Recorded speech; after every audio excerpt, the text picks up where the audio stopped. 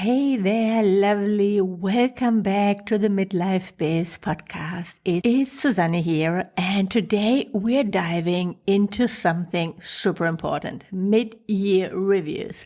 Can you believe we are already halfway through 2024? Time flies when you're building a business, right? Now you might be wondering, Susanne, why should I bother with a mid-year review?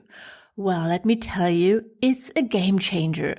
Mid-year reviews are like hitting the pause button on your business. They give you a chance to celebrate your wins, learn from your challenges and mistakes, and course correct if needed. It's not just about looking back. It's about using that information to propel you forward for the rest of the year. So grab a cup of coffee or tea if that's more your thing, get comfy, and let's dive into how to do an effective mid-year review. I walk you through the process using my own 2024 mid-year review as an example. Hello and welcome to the Midlife Biz podcast, the show where we dive deep into how to build an online coaching business, even while navigating hot flashes and menopausal brain fog, to name just a few struggles that can come with being an entrepreneur in your midlife. I'm your host, Susanne Reicher, and I help coaches like you who want to build an online business in their 40s, 50s, or 60s that they love, who want to do work that matters, and who want to have the financial and emotional freedom they deserve. Are you ready? Let's do this. The first step I like to do in my yearly or mid-year review is to celebrate my wins. It's easy to focus on what went wrong, what mistakes we made, what didn't go well, but acknowledging our successes is crucial for motivation and confidence. So let's start with the positives. For me, one of the biggest wins this year has been being in my new home in Majorca in Spain. I moved here over a year ago, but I still love it so much. Island life is everything I dreamed of and more. If you don't know Majorca, it's a small island in the Mediterranean belonging to Spain, and it's paradise. I love everything about it. The quiet winter months, the gorgeous, gorgeous spring, exploring new places, going to the beach, going out on the crystal clear water on my supboard, going hiking in the Tramontana Mountains. It's been absolutely magical. I'm so grateful that I get to live here every single day. And it gives me an extra push of motivation to succeed in my business and to simplify and streamline it, because I don't want my life to be only about work. I'm ambitious and I want to earn good money, but I don't want to work crazy hours or weekends anymore. Maybe you can relate to that.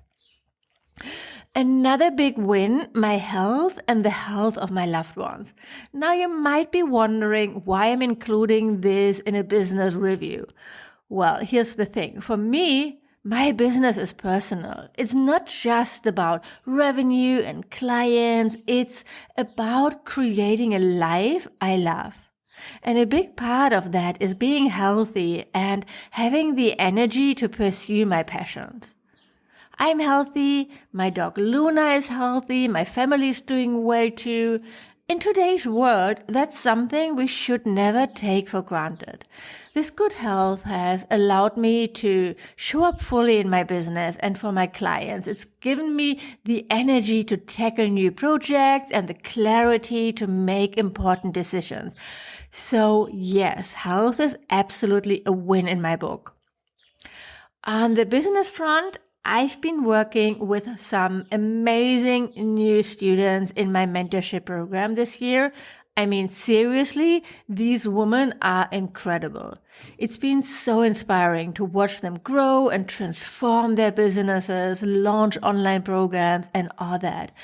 I've also started working with one-on-one clients again after a bit of a break, and I'm loving it. I really always love seeing everything come together for them, getting started, creating the program, getting clear on the messaging. And it's what I want to do. It's what I'm here to do. Then another positive thing, a win, is that I launched Flow, a brand new program last month to help you create content that magnetizes your dream clients without the social media hustle. Now, I'll be honest, I had higher sales goals for this launch. I reached my beer goal. So I always have a beer, a wine, and champagne goals, the beer goal being my minimum goal. And that doesn't mean, by the way, that I celebrated the launch with a beer. I don't really like beer, so I still had a glass of wine anyway. But, my beer goal. Still, I am happy because I reached my goal. Even though it was my minimum goal, I reached that. This is already a big win. And it's a new program. And I know it takes time to build product awareness and collect testimonials and all that. I'm working on the trainings right now. I just dropped module 1 and I think it's really good. I'm really, really proud of the content of the trainings. I believe it's going to help so many people. So the next step will be to set up an evergreen funnel for Flow. I also got invited to speak at 2 summits with amazing speakers and participated in 2 bundles, which was really exciting. And I think it's because of my new niche. It really resonates with people. They told me they love that. They love the content that I put out. And so this led to a bunch of new subscribers, new podcast guests, ideas for collaborations, which I love. So that's amazing. And it feels really there's some momentum building there. So that's where my biggest wins this year so far. Great new clients, an amazing new program, and a happy and healthy life. The next step in my mid-year review is to look at the numbers. This might feel scary to you, but trust me, it's so important. You need to know where you stand financially to make informed decisions moving forward. I actually look at my numbers every week. I have a recurring task set up for this in Asana, the project management tool I use, for every Friday, which is my admin day. And every month I look at my numbers in more detail, so there aren't any surprises when I'm looking at it now for my mid-year review, but I try to look at the big picture financially. So what worked and what didn't? What launches got me the best results? What had the highest conversion rates? What expenses can I maybe save moving forward? All those nitty-gritty details that can make a really big difference in the long term. In my case, so I have to be honest, I didn't reach my revenue goals by quite a bit. This wasn't surprising because, as I said, I look at my numbers every week and every month, but still it made me realize that I need to reassess my strategies and offerings and get going, updating my sales funnels. Now, moving on, right from there, let's talk about what didn't go so well. Why didn't I reach my revenue goals? Because let's face it, entrepreneurship isn't all sunshine and rainbows. We all have our ups and downs, and it's important to be honest about that. Well, one of the biggest challenges I faced was trying to sell how to create a high ticket offer. I've sold over 50 spots inside my high ticket program in a bit over 2 years. And I was so excited about that. And I was excited to share how I did that. But turns out this wasn't what my audience wanted. I really got derailed here, creating a bunch of new trainings and launches and putting in a lot of effort, but the sales just weren't there. And then, because I had the idea to make the mentorship, my high ticket program, more about selling high ticket, I packaged up my existing content that's more for beginner coaches, like how to design your brand, start your email list, launch your first online course, etc., into a new program called Emerge. But again, there wasn't much interest. Turns out my audience felt it wasn't for them. They already have a business. They are not just getting started. It's not what they wanted. And also the truth is, I just wasn't really excited about it myself. There wasn't anything new or innovative in there. And when you sell something, you have to be excited about it. That energy matters. So to sum it up, my offer strategy this year, what I created, what I tried to sell, it wasn't successful. It kind of sucked. But I learned from it and I'm moving forward no matter what. This is what you do as an entrepreneur. Looking at what didn't go well isn't about beating yourself up. It's about learning and growing. So what lessons did I learn from these challenges? First, I was reminded again of the importance of really listening to your audience. We need to create what they need, not just what we think they want.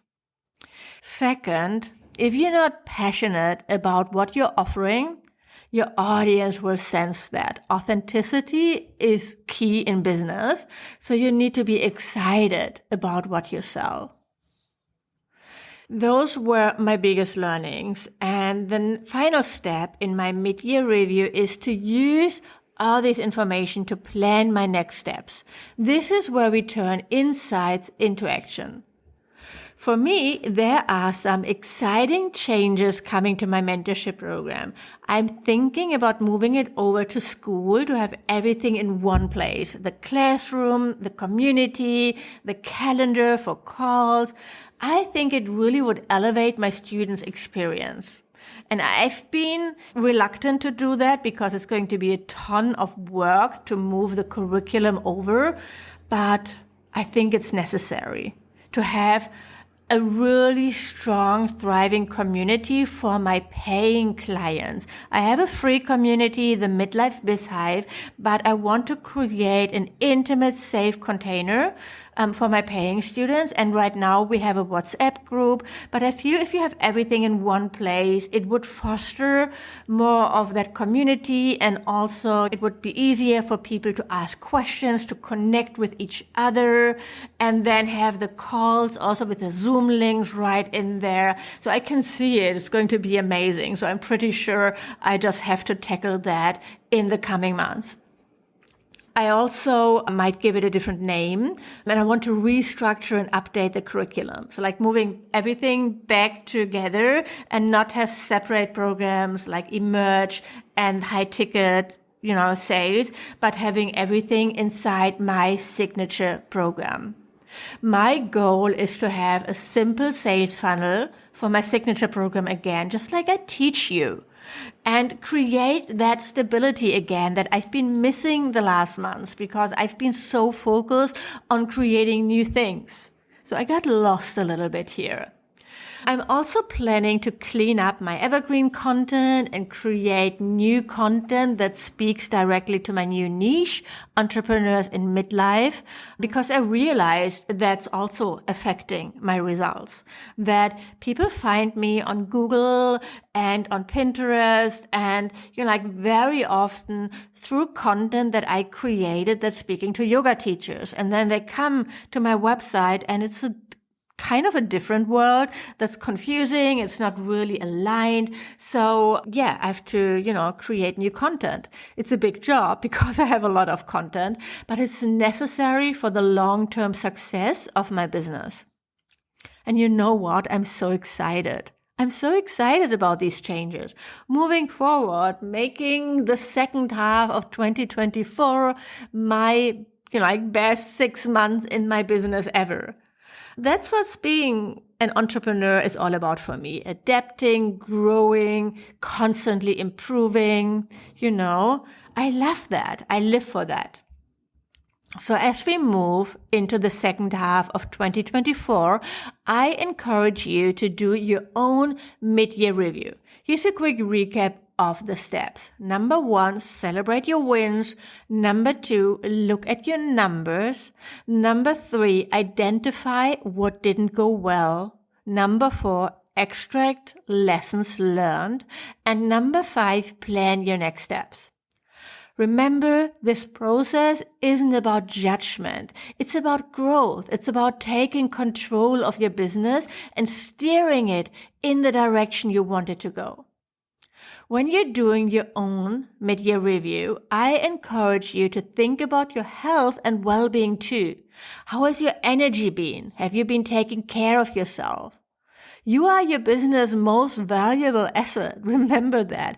Taking care of yourself isn't selfish. It's a crucial part of being a successful entrepreneur.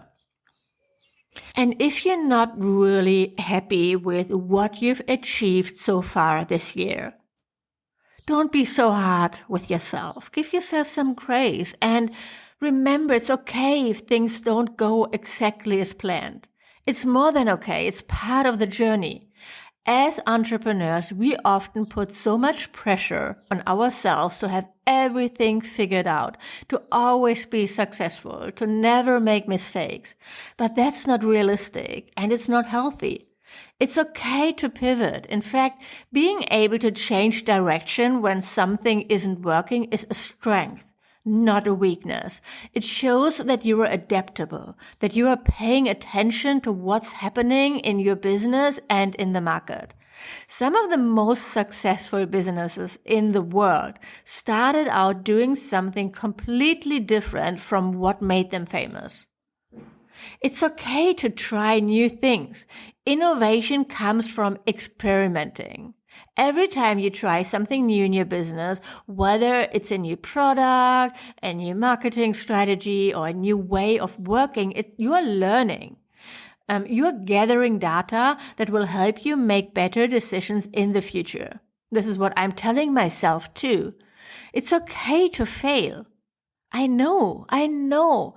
Failure feels awful. But here's the thing. Failure is not the opposite of success. It's part of success. Every failure is an opportunity to learn, to grow, to do better next time. The only real failure is giving up or not trying at all.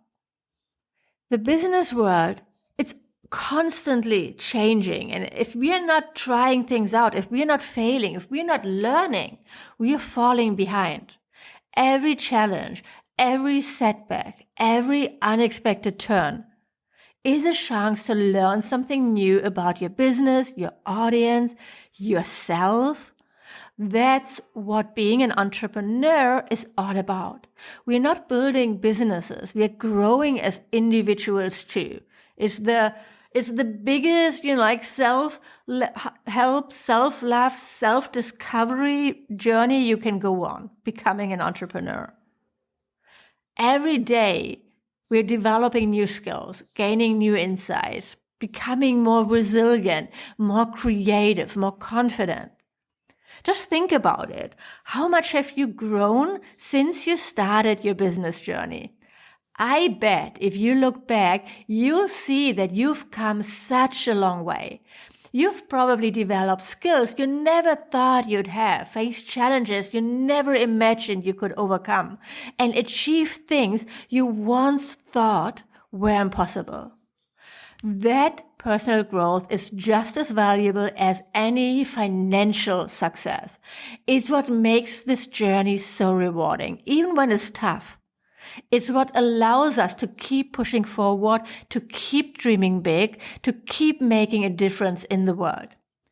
I'm here to embrace this journey. I hope you are too, with all its ups and downs. So celebrate your successes, learn from your setbacks, and keep moving forward. Because that's what successful entrepreneurs do. We keep going, we keep growing, and we keep believing in our ability to create something amazing. You've got this. You are doing amazing things, even if it doesn't always feel like it. Thank you so much for tuning in today. I hope this guide to mid-year reviews has been helpful for you and inspiring, and I hope you enjoyed me sharing my journey. If you enjoyed this episode, please don't forget to subscribe, leave a review. It really makes a difference for me, and share it with a friend who might need to hear this message. Until next time, my friend, bye for now.